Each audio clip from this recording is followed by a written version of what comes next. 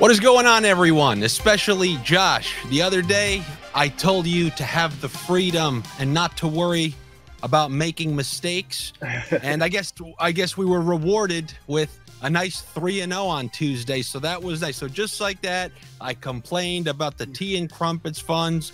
Although it was still at plus 585, now they're up to 885 after 3 winners the other night. Once you hit the first two, I was tracking those walks late night, and that one came through as well. So that was nice to see. It was a great Tuesday, and now hopefully you can bring that same type of magic to us here on a Thursday, where I think it's like the NHL, and there's a full complement of MLB games. And considering there's no Euros or anything to get us through it, it's MLB or nothing, unless you're really going into that wacky section of sports that I know you probably frequent in.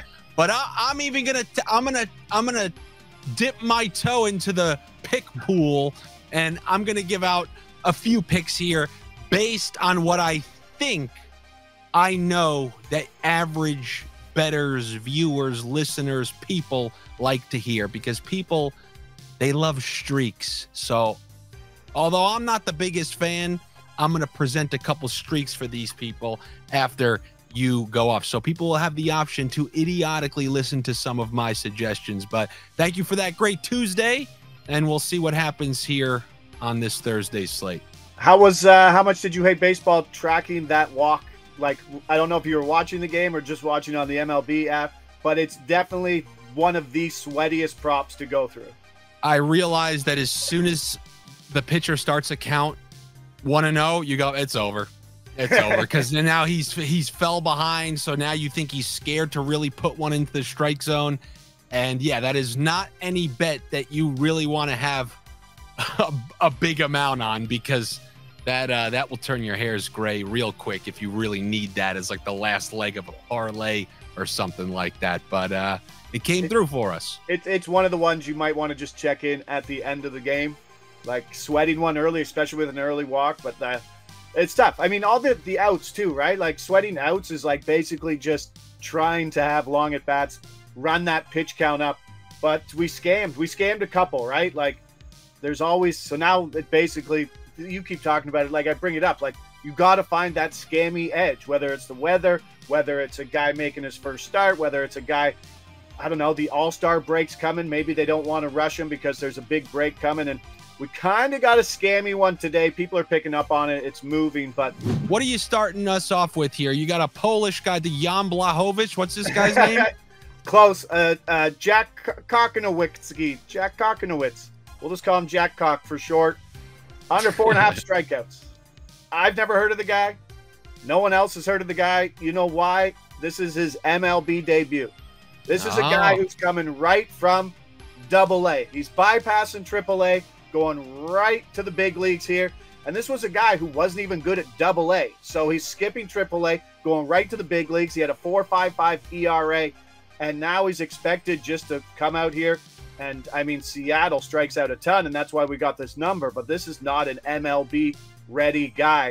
134 strikeouts, over 161 innings at Double-A over the last 2 years. When you kind of project where that goes into an MLB season, it's much lower. There's also a couple other little scammy things here. He's gone complete games in the minor leagues in 2 of his last 3 starts. He's pitching a lot. And in saying that, I think he's had 91 innings already this year. His max last year was 93 innings. So yes, the Mariners strike out a lot, but this number's coming down. It's minus 126 at Pinnacle.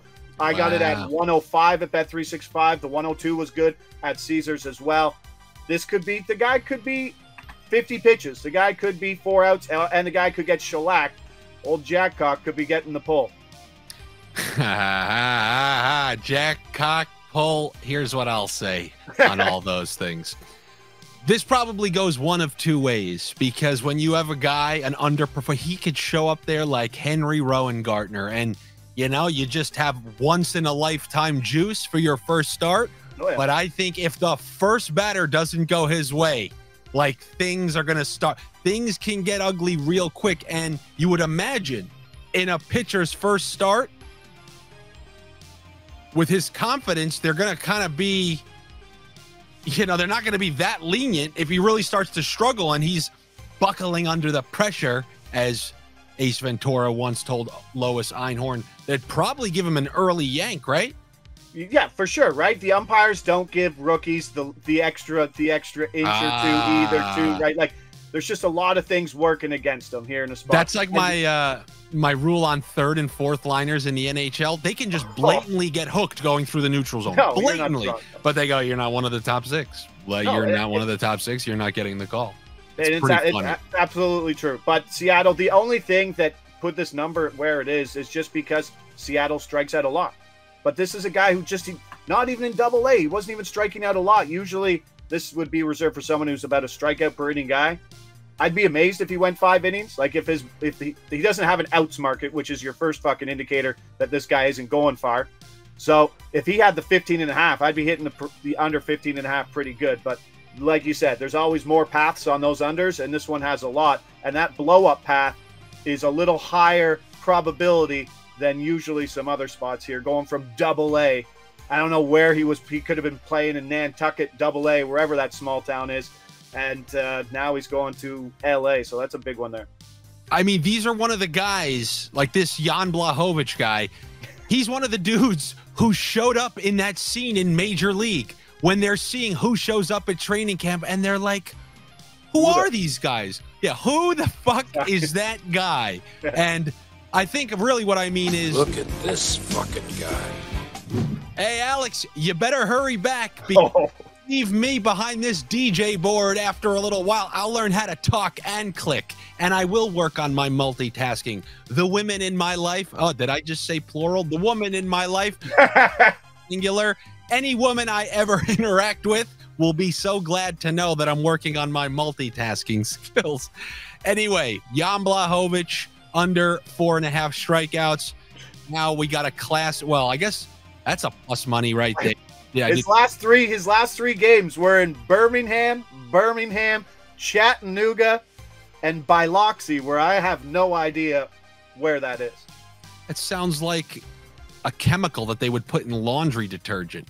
So, who's next on the old docket for us? Jorge Mateo. We're going under hits here. This is just a guy who's ice cold. It's one of those. I mean, when I'm looking for the hits, it's a tough battle sometimes. So I kind of want that 160-ish and up number when I'm looking for it. And they don't always pop every day when you go to look at it. Like, you'll see guys who deserve our price right somewhere around that plus 120 range. But this is a guy who's ice cold. 2 for his last 22 plate appearances. Hitless yesterday, was pinch hit for. And he has a tough matchup today versus Justin Steele, who's dealing, gave up 2 hits over a complete game in his last game. And even if Steele's leash is short because he went really long in his last start, then they bring in a righty, and then Mateo's probably pulled. So there's a path for 3 at-bats here, but just the way he's hitting, there's not a lot to like. Plus 172. What is that? Like the Islanders winning in Colorado? Exactly. Or would that even be lower? And I'm happy that you try to put that. Like Colorado, the Rockies today, god-awful team, playing Cincinnati, a great pitcher in Hunter Green. They're 165 to win on the money line.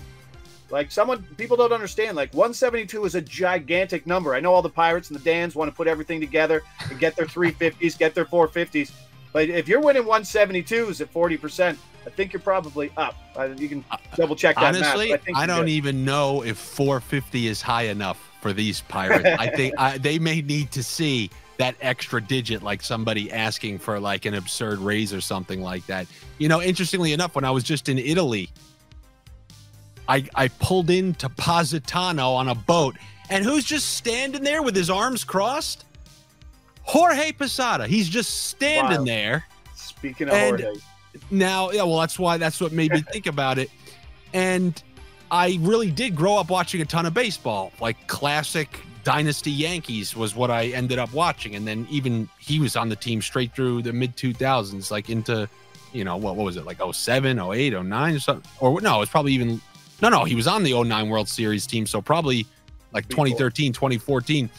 And I just saw him there. And now I'm never the person, I'm never asking for a picture. What am I going to do with a picture of Jorge Posada? Who am I showing that to? You sniped one though, didn't you? No, I did not. But I just simply went up to him, because if you do a picture with someone, what do regular people do? They look like, wait, he took a picture with it.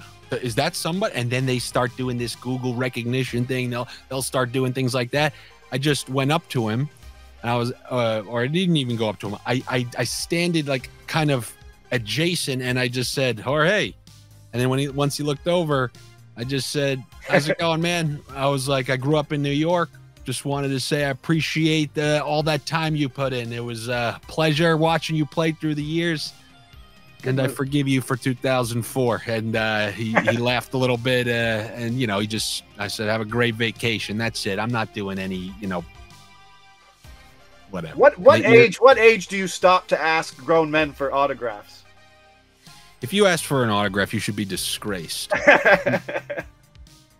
And maybe you're the wrong guy to say that to, because you collect framed perfect cards and whatnot. Yeah, but I'm not getting those autographs. I'm not throwing myself out there. I have news for you. Jorge Posada, line up a whole bunch of activities. I'm nearly certain I'll be able to beat him at more things than he beats me at. And I'm talking about everything. Everything from NHL 95 to who can figure out how to install a program first. You know, this is just a guy.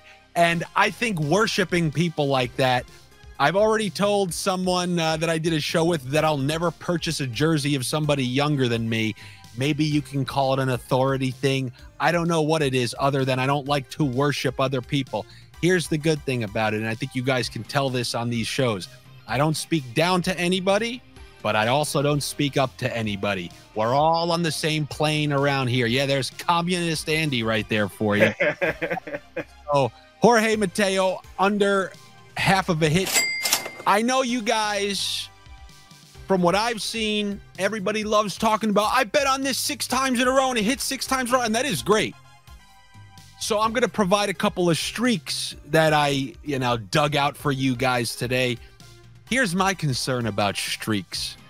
When I used to play roulette, you gotta be a discoverer of a streak. You have to start a streak. Like if you bet on red and it goes red, red, red, red, and that other asshole walks up to the board and sees, oh, there's been 4 red, and then puts his chip on red, it's a guaranteed loser every single time. That's why I typically don't like hopping on other people's trains, but I'm gonna give you guys the opportunity to hop on a train or two. So, by the way, on this last bet here, I did the 59 to win 160. Remember, every single bet for me on this show is to win 100. Had you bet every single thing put on this show, like all these shows that me and Josh did here, you would be at plus 885. Just a reminder, because I know sometimes this is difficult to understand. So my first streak here, I saw that this hit 10 in a row. I didn't even get the best price at it at first, but I do know this bet hit 10 in a row. And this is, I think it's a country singer, Jordan Hicks. I think there's some sort of Jordan Hicks who's like a country singer or something. I don't know. But this that you see right here, under 16 and a half, it's hit 10 either starts or games. I don't even know, other than I looked it up. And this had a 100% hit rate in the last 10, whatever that means. But it's going to present yet another opportunity for us to talk about the classic runs where there a difference between 16 and 15, 15 and 16. Now, I got through by the skin of my teeth on Monday on that one that I got the extra out for. Then there was the bet you gave us on Tuesday. I opted to go for one run. We both hit on that one. Now, this is another bet where you can go 16 and a half or 15 and a half because it's being offered by both, different prices and totals by different sports books.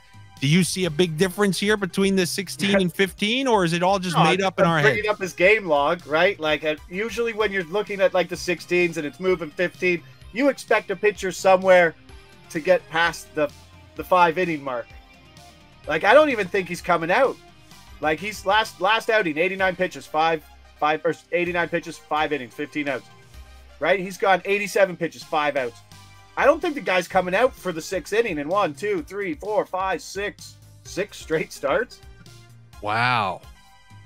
Well, then I guess it's good news that not only did I take it at this minus 145, I put in another one at the under 15.5 because of what you just said. Apparently, there's not much of a difference. So I got the under 15.5 at plus 108 shortly after that.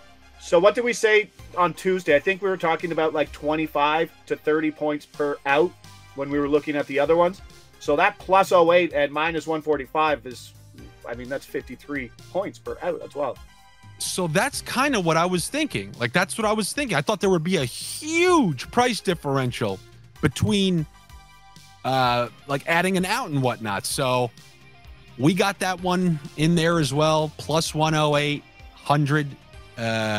What is this? 92.60 to win $100. So I got 2 bets in on this guy who I don't know. I don't know anything about him. I thought he's a country singer. Jordan Hicks, Hakeem Nicks.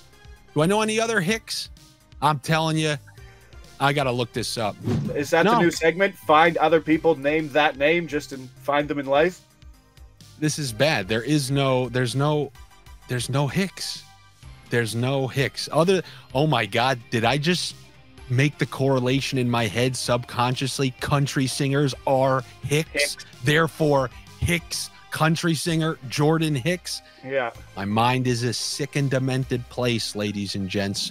So the last one is a name that I found familiar because Josh gave it to us once. I think he screwed us. Let's see if he screws us this time, because this one, maybe if you want to double check for me, Josh, has been correct 5 games in a row or is on a 5-game winning streak on the roulette wheel. This is Kiki Hernandez, under half of a hit. Did you see anything on this guy? Yeah, he's kind of dog shit. I'm just looking at this thing. I don't know if he's starting, but like he gets pinch hit for. He gets 2 plate appearances a lot of the time, so that means that he's coming out or he's subbing in. So he's not a full game guy anyway. But over his last 11 games, the guy's hitting $167, 4 hits. So 1, 2, 3. Yeah, he's only got hits in 2 of his last 11 games. And now, I'm just thinking now that I actually have the time to review it. Using streaks in baseball, it's got to be kind of crazy, no? What if Kiki Hernandez here was facing Jan Błachowicz in his first start? He's facing Aaron Nola, who's like a Cy Young candidate winner.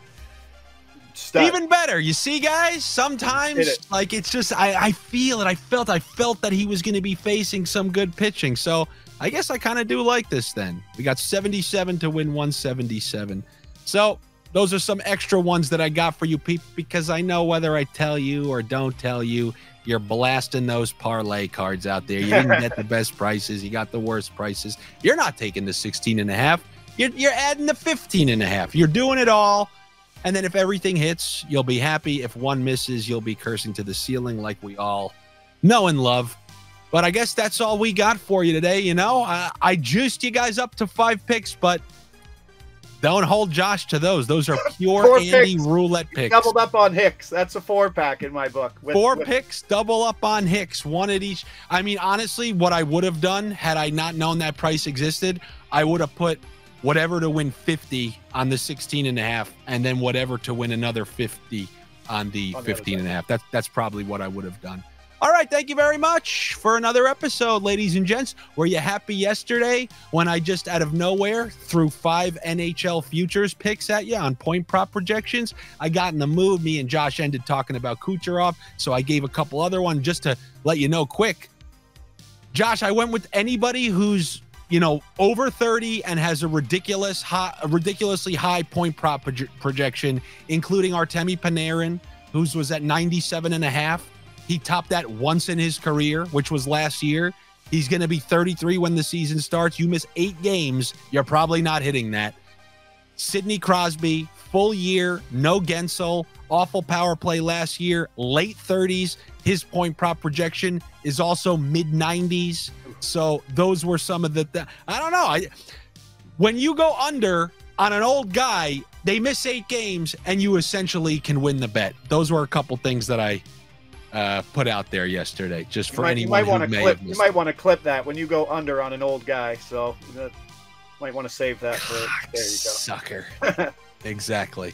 All right, guys. Thank you so much for coming back. Do me a favor, as always, engage with these videos. It helps. I know it's baseball. Trust me. I don't want to be here. You don't want to be here. This is what the dog days of summer are all about.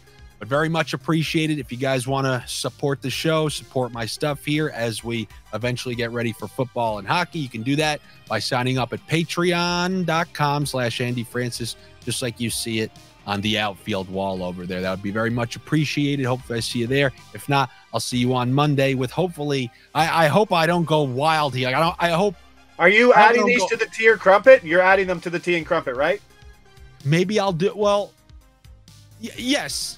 Yes, I am, because essentially it's on me, but I do want to let you guys know, like, I can't put these on Josh's back. I almost have to put in parentheses, but if you listen to Josh, Tea and Crumpets Fund would be. So I will include them in my Tea and Crumpet funds, but hopefully it goes all right. Hopefully it goes all right. Maybe they go undefeated. Maybe they stay on those roulette streaks and I don't get kicked off the train for hopping on late. All right, everyone, I'll see you on Monday. Take it easy.